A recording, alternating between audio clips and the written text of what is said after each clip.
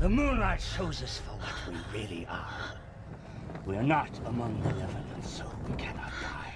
But neither are we dead. For too long I've been parched of thirst and unable to quench it. Too long I've been starving to death and haven't died. I feel nothing. Not the wind on my face, nor the spray of the sea, nor the warmth of a woman's flesh.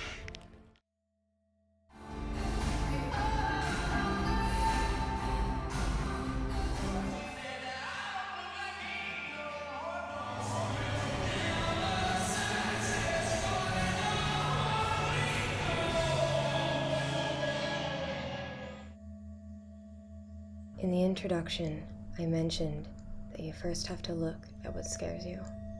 This clip of undead pirates revealed in the moonlight is a beautiful example of the shadow personified. The monsters we create in fiction aren't fiction.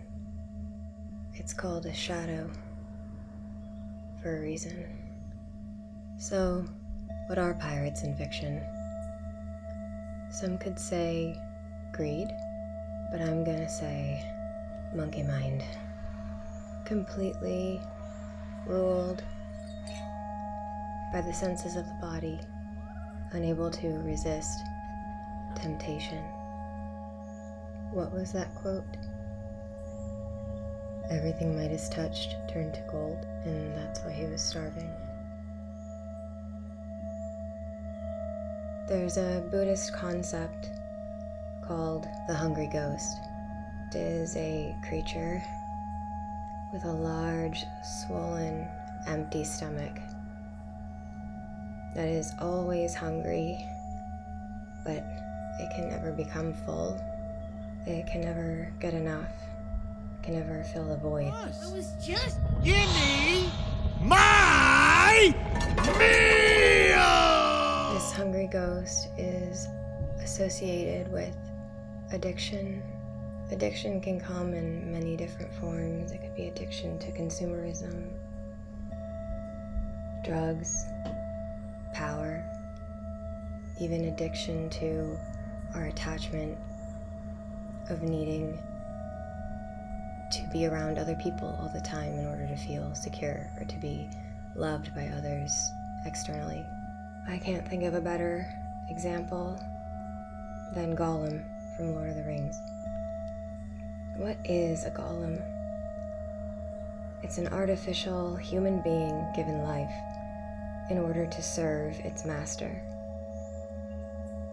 And we forgot the taste of bread, the sound of trees, the softness of the wind. We even forgot our own name. It reminds me of samsara. It's a wheel of life. It's the cycles, what the Christians would call the world, the veil. It's the cycles of life that we go through that could cause pain. In the description of the nature of Neverland, it talks about how the pirates would always be after the lost boys, the natives after the pirates, the animals after the natives, going around and around in a circle, wanting blood. If we will not look at these things and admit to that other side of ourselves that we don't want to see, but sometimes others can see very easily. Suppressing this could create a two-faced nature. And from that negative self-talk, this other voice in our heads. Master's my friend. You don't have any friends. Nobody likes you. I know that we might not want to be associated with this death and decay and emptiness, but they are symbols, a reality in human nature. What it means to be bound by the flesh or Maya, illusion. On page 15 of Meeting the Shadow, The Hidden Power of the Dark Side of Human Nature, it says, the shadow qualities are usually in glaring contrast to the ego's ideals and wishful efforts. Like when St. Paul said, "For the good that I would, I do not, but the evil which I would not, that I do." I'd like you to indulge me for a moment and close your eyes. If I ask you nicely, will you do it?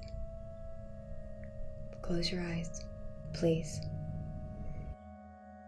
Allowing the inhales to come in with ease and the exhales. Breathing in slowly and exhaling slowly. Relax your shoulders. Maybe let go of tension in your jaw, between the brow. Relax the tongue in your mouth.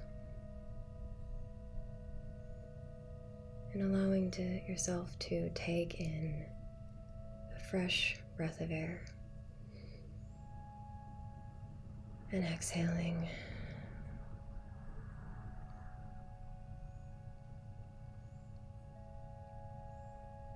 And we may begin to see some thoughts rising up. It's okay for that thought to be there. Let's not judge it, but let's also not associate ourselves with it. We are not our thoughts. There's someone else in there watching, and as the little clouds of thoughts float by, you can look at them, see the kind of things you're thinking about,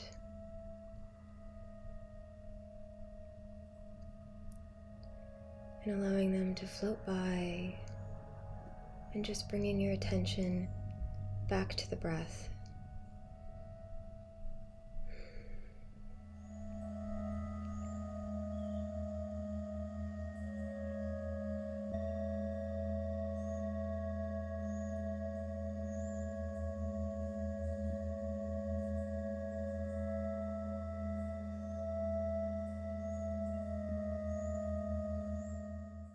So when we practice yoga, when we practice mindfulness like this,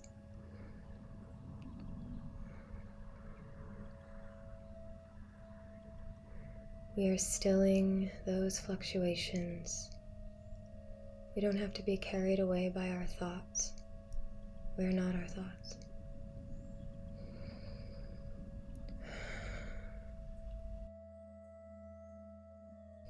As we take these layers off that we've been carrying, and as we learn to let these things go and not rule us, not making our decisions based on fear,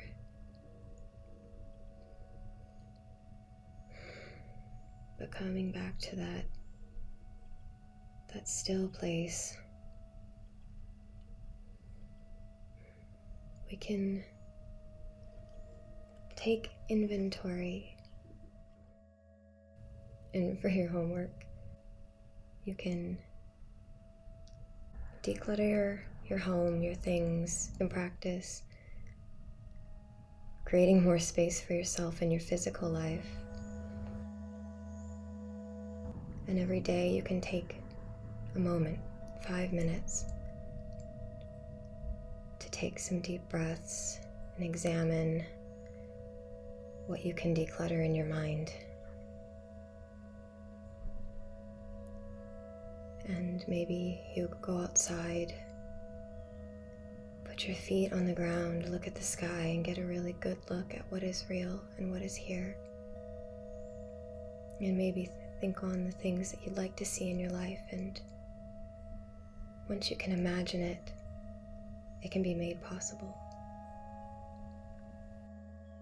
Thank you so much for watching this video. Namaste.